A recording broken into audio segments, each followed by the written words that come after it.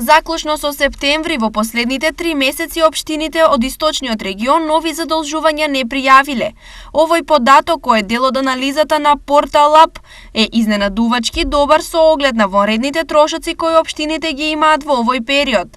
Како тие успеаат да останат на нозе без да се задолжат дополнително? Значи, општина Берово, како останатите општини од источниот регион, во периодов, следејќи тековите и преземните обврски согласно договорите, настојавме да истите ги реализираме согласно соодветните приливи во буџетот за овој период и не дозволивме да преземе подолги обврски, поголеми обврски, реално до нешто како приход можеме да го очекуваме во престојниот период. Спротивно, например, општина Тетово заклучно со септември пријавила неплатени обврски од 14 милиони 340 илјади евра, а за 3 месеци долгот е зголемен за нови 240 илјади евра.